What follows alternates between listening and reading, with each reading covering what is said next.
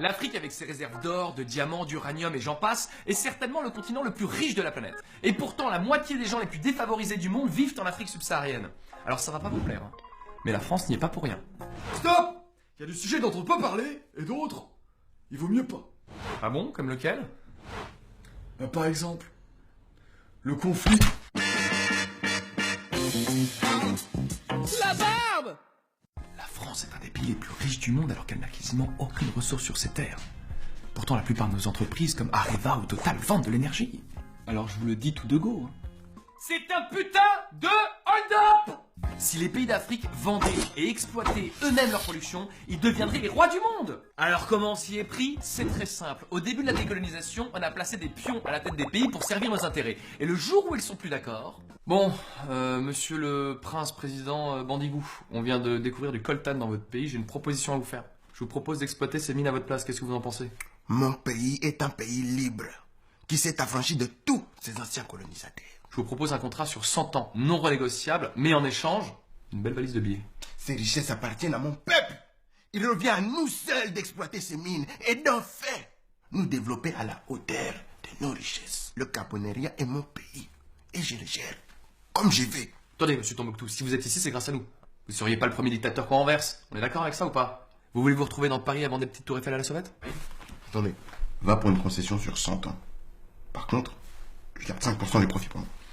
Vous êtes dur en affaires, hein?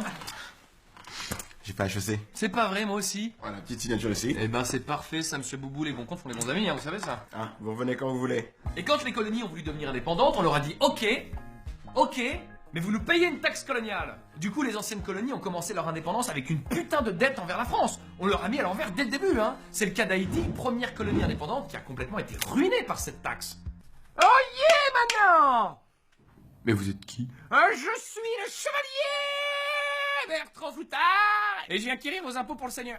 Mes impôts. Eh oui, Gredin, vous me devez la dîme, le sens et la gabelle. Vous êtes complètement timbré, on n'est plus au Moyen-Âge. Ne dites pas de sottises, ville canaille, ou je vous transperce.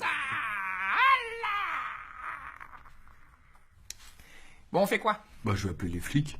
Et comme si ça suffisait pas, on contrôle aussi leur monnaie, le franc CFA qui est entièrement imprimé en France et qui à la base signifiait franc des colonies françaises d'Afrique.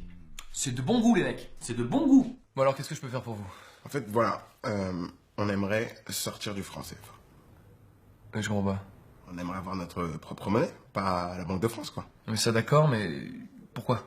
Pour nous développer, pour construire des usines, pour avoir des infrastructures, connaître la croissance, quoi. Je vous dis, vous avez pas besoin de vous développer, vous avez le soleil.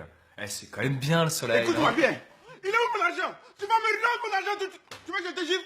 Je te gifle. Par contre, les hommes d'affaires français, eux, ils se font plaisir. Ils investissent à tour de bras. Bolloré, par exemple. Oui, le même mec qui donne de l'argent à Morandini et Cyril Hanouna.